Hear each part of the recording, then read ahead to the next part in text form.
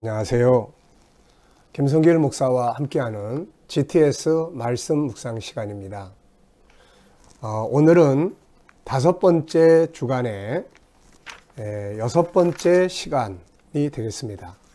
5째 주간 그리고 6일차의 묵상을 나누겠습니다. 오늘의 묵상의 주제는 본문과 관계 맺기입니다. 이 부분을 통해서 응용의 능력을 키우는 것입니다. 본문 말씀이 나와 무슨 관계 있나? 세례 요한의 광야의 삶이 나하고 무슨 관계 있나? 그가 회개하라 천국이 가까이 왔다 외쳤는데 이게 나와 무슨 관계가 있나? 독사의 자식들아 그러면서 막 외쳤는데 이게 나와 무슨 관계가 있나? 내 뒤에 오실 분은 이런 분이다 라고 이야기했는데 이게 무슨 관계가 있나? 그래서 본문 말씀이 나와 어떤 연관성이 있는지 응용하는 것이죠. 이것을 통해서 우리가 내가 가진 것, 나의 시간, 내가 배운 것, 내가 가진 재능, 내가 가진 모든 것들이, 공부하는 모든 것들이 어떻게, 어디에다가 연관성을 갖고 활용할 수 있을까? 하나님을 위해서는 어떻게, 이 사회를 위해서는 어떻게, 또 우리들의 행복을 위해서는 어떻게 응용하면 좋을까? 아이들이 학교에서 공부한 내용들, 수학 공부했어요. 오늘 이 수학을 어디다 적용하고 어디다 응용하면 좋을까? 또 응용되는 곳은 없나? 그래서 이런 능력을 키우기 위한 과정이다. 이렇게 보시면 되겠습니다. 자, 그럼 오늘도 마태복음 3장 1절로 12절 본문 말씀을 2번 읽겠습니다. 말씀 읽을 때 눈으로 읽고 입으로 읽고 생각으로 읽어라. 그래야 생각 속에 말씀이 담겨진다. 지금쯤은 마태복음 3장 1절로 12절 말씀이 생각 속에 다 들어와서 눈을 감으면 이 말씀이 쭉 떠오르게 될 수 있을 겁니다. 그래서 말씀의 저장이 많아지게 되는 거죠. 마태복음 1장부터 시작해서 지금 3장까지 5째 주간 오고 있는데 그 사이에 있었던 말씀들을 한번 묵상을 해 보십시오. 그러면 이 말씀들이 내 안에서 굉장히 많이 꿈틀대고 있는 것을 느끼게 될 거예요. 자, 3장 1절. 그때 세례 요한이 이르러 유대 광야에서 전파하여 말하되 회개하라 천국이 가까이 왔느니라 하였으니 그는 선지자 이사야를 통하여 말씀하신 자라. 일러스되 광야에 외치는 자의 소리가 있어 이르되 너희는 주의 길을 준비하라 그가 오실 길을 곧게 하라 하였느니라. 이 요한은 낙타토롯을 입고 허리에 가죽띠를 띠고 음식은 메뚜기와 석정이었더라.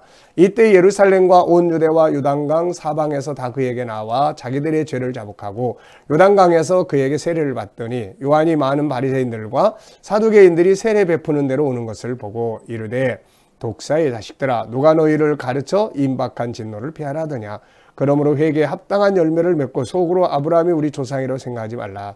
내가 너희에게 이르노니 하나님의 능히 돌들러도 아브라함의 자손이 되게 하시리라. 이미 도끼가 나무 뿌리에 놓였으니 좋은 열매 맺지 아니하는 나무마다 찍혀 불에 던져지리라. 나는 너희로 회개하게 하기 위하여 물로 세례를 베풀거니와 내 뒤에 오시는 이는 나보다 능력이 많으시니 나는 그의 신을 들기도 감당하지 못하겠노라. 그는 성령과 불로 너희에게 세례를 베푸실 것이요 손에 키를 들고 자기의 타작마당을 정하게 하사 알곡은 모아 곡간에 들이고 쭉정이는 꺼지지 않는 불에 태우시리라. 아멘. 한 번은 눈을 감고 한번 생각 속에 있는 내용을 한번 읽어보겠습니다. 문자 하나하나는 아니지만 그러나 그 내용의 흐름을 한번 우리가 읽어보도록 하죠. 생각으로 읽겠습니다.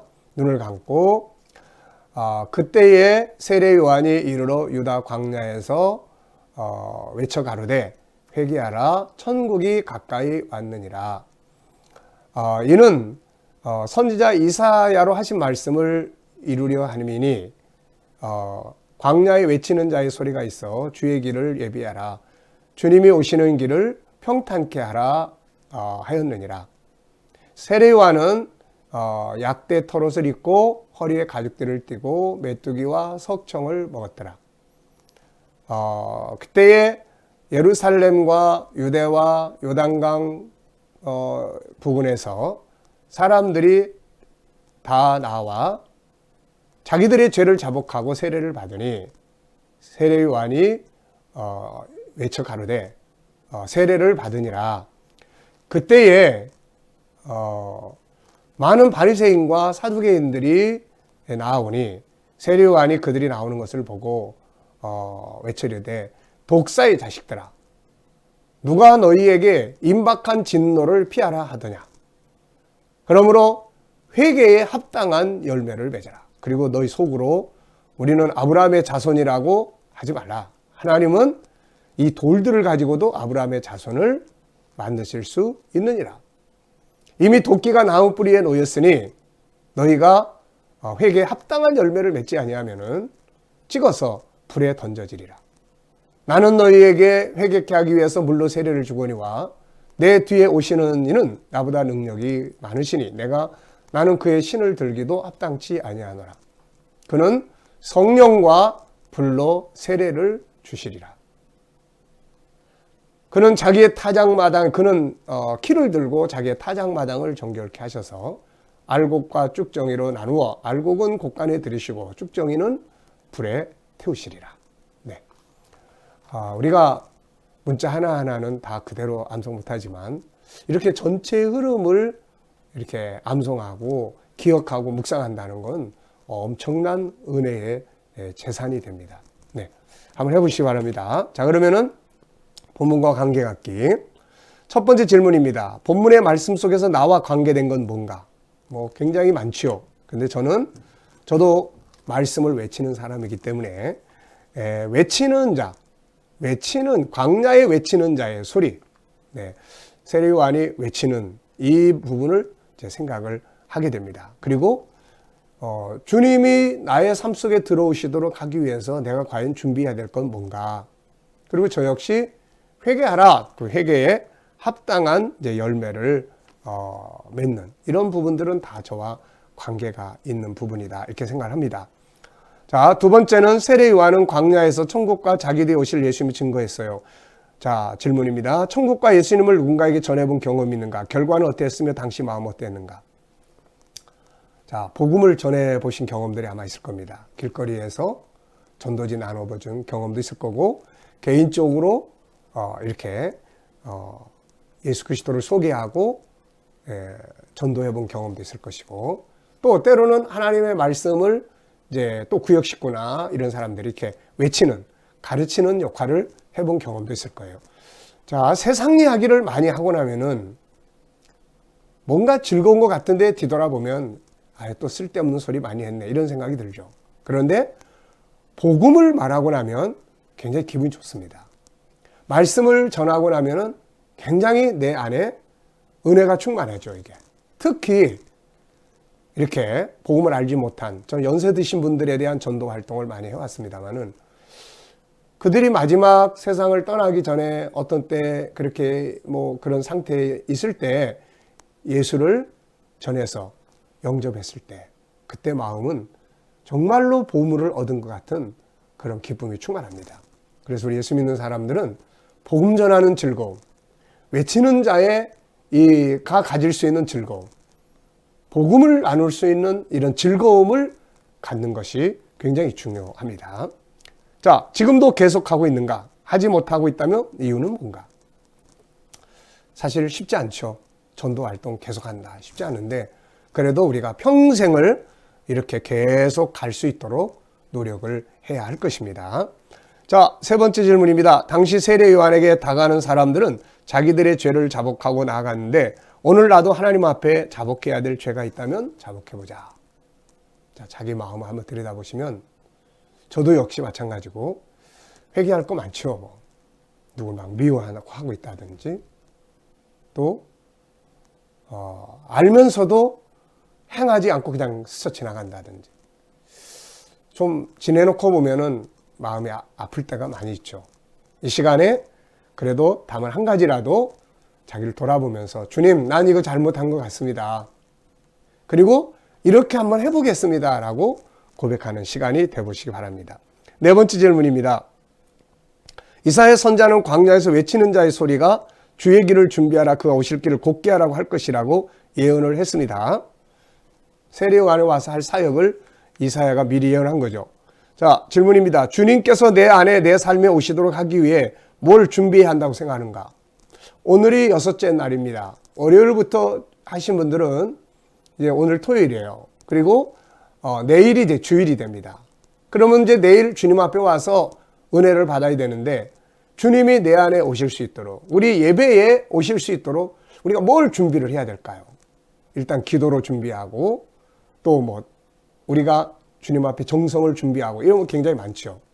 또 평상시에 내가 살아가는 내 삶의 현장에, 우리 가정에 이분이 오셔서 같이 삶을 사시도록 하기 위해서 뭐가 필요할까요? 기도도 필요하고 사모하는 마음도 필요하고 그분의 말씀을 묵상하는 것도 필요하고 이런 것들이 다 그분이 우리 안에서 들어오실 수 있는 길을 만드는 일이 되겠습니다.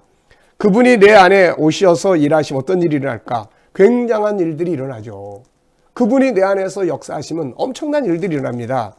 감동, 희망, 담대함, 치유, 막 비전, 막 충만함, 뭐 세상에 대해서 자신감 이런 것들이 막 흘러넘치죠. 그리고 이게 밖으로 흘러넘칠 때 삶의 현장에서 역사가 일어나게 되는 것입니다. 자, 근데 그분이 내 안에 오시는 것을 막고 있는 장애 요인들이 있습니다. 자, 여러분들이 그분이 내 안에 오셔서 일을 하셔야 되는데 오시지 못하게 막고 있는 장애 요인 뭐라고 생각하십니까? 고집, 내 방식, 무엇보다도 주님을 초청하지 않는 거, 그리고 주님께 묻지 않고 상담하지 않는 거, 내 마음대로 하는 거죠. 이런 속에서는 그분이 들어오시기가 굉장히 힘듭니다. 그래서 요한복음 3장 20절처럼 내가 문 밖에 서서 문을 두드린다. 그럼 우리가 어떻게 해야 돼? 문 열어야죠. 오시옵소서. 주님 오늘도 꼭 오세요. 오늘도 주님 내 삶 속에 꼭 오시옵소서. 그리고 물어야 돼. 이제 옆에 계시면 어떻게 해야 되죠? 주님 이럴 때는 그 물어야 돼. 소통이죠. 이런 속에서 그분이 내 안에 오셔서 역사를 하시게 됩니다. 나는 내 속에 오셔서 일하시는 그분을 느끼고 있는가? 우리가 늘 수시로 느낄 수 있죠. 말씀 묵상을 할 때도 그분이 감동하심을 느낄 수 있고, 또 우리들이 어떤 일을 할 때도, 어디를 갈 때도, 뭘 할 때도 내 안에서 뜨겁게 일을 하시는 경우도 있고, 이게 다 그분이 일을 하시는 것이죠. 자, 다섯 번째는 본문을 보면서 반성해야 될 부분 한번 생각을 해봐야 되겠습니다. 자, 나는 외치는 자의 소리로서 제 역할을 하고 있는가? 회개에 합당한 열매를 맺어보고 있는가? 바리새인들, 사두개인들처럼 이렇게 욕먹고 살고 있지 않는가? 네, 한번 돌아보면서 반성을 해야 될 부분이 있다면 한번 돌이켜보는 시간 되시기 바랍니다. 자, 또 본문을 보면서 지금 내가 행동해야 될 일이 있다면, 네, 세례요한이 이렇게 담대하게 외쳤던 것처럼 저는 목회자니까 내일 설교 말씀에 담대하게 말씀을 전해야 되겠다 하는 생각을 해봅니다. 자, 본문과 비교할 때 잘하는 것이 있다면, 뭐 오늘 쭉 보면 세례요한이 천국을 증거하고 또 세례요한이 약대 털옷을 입고 그 검소한 모습으로 행동하고, 그 다음에 또 나쁜 짓 하는 사람들에 대해서는 과감하게 담대하게 외치고, 그리고 자기 뒤에 오실 분을 굉장히 소중하게 높이고, 이런 것들은 세례요한이 참 멋진 장면들인데, 이런 부분들 속에서 우리도 잘하는 것들이 분명히 있을 겁니다. 한번 찾아보시고 자기 스스로를 격려해 보시기 바랍니다. 저는 천국 복음, 회개하라 천국이 가까웠다, 이 천국 복음을 전하는 일에 수십 년을 살아왔는데 참 잘했다, 이런 생각이 듭니다. 여섯 번째는 세례요한은 자신은 예수님의 신을 들기도 감당할 수 없다고 했습니다. 자, 그렇다면은 나는 그분 앞에 어떤 존재입니까? 바울 사도는 그분과 그분 앞에서 자기 자신은 세상의 모든 것들은 배설물 같이 버린다, 이렇게 생각을 했죠. 자, 저는 이렇게 써봤어요. 그분은 창조주다. 나는 피조물이다. 그분은 전능자다. 나는 한계가 있는 약한 존재다. 내가 그분에게 부름받는다는 거, 그분에게 선택받았다는 거, 그분의 종으로 일한다는 거, 그분의 복음을 다룰 수 있다는 거, 이것은 엄청난 행복이고 인생의 성공이고 축복입니다. 그분을 높여야 합니다. 그분을 가장 소중하게 여겨야 합니다. 내 인생 속에 그분을 제 1순위로 높이고 찬양하고 모시고 중요하게 여겨야 합니다. 그분은 이 세상의 모든 것 위에 뛰어나신 분이시기 때문입니다. 참된 행복은 어디서 올까? 예수 그리스도 안에서 그분의 감동 속에서 그분과 함께 먹고 마시고 살아가는 것. 그리고 그가 주실 위대한 영광의 나라, 하나님의 나라를 소망하고 사는 것. 이것이 바로 진정한 행복이다. 이렇게 생각이 듭니다. 자, 7번째, 본문을 정리하면서 감사한 건 뭔가? 매일 이렇게 묵상할 수 있어서 너무 감사해요. 복음 전하는 자의, 외치는 자의 소리가 된 거 너무 감사해요. 자, 8번째, 본문을 정리하면서 느끼는 하나님의 마음. 모든 사람이 천국 복음 알기를 바라시고 예수 알기를 바라시는 것이죠. 그리고 회개에 합당한 열매를 맺기를 바라고 계실 것입니다. 오늘도 우리가 이 묵상된 말씀 속에서 나하고 관계된 것들을 찾아서 우리가 이 시대의 세례 요한이 되볼 수 있는 귀한 시간들이 되시기 바랍니다. 질문 만들어 보겠습니다. 2가지 질문 저는 이렇게 썼어요. 어떻게 하면 그분이 내 안에서 충만하게 일하시게 할 수 있을까? 2번째, 나는 외치는 자의 소리로서 올바르게 외치고 있는가? 이 2가지 질문을 살펴보면서 내 안을 살펴봤습니다. 자, 이제 우리 함께 기도하면서 오늘 묵상 마치겠습니다. 전염병 때문에 많은 사람들이 두려워하고 있습니다.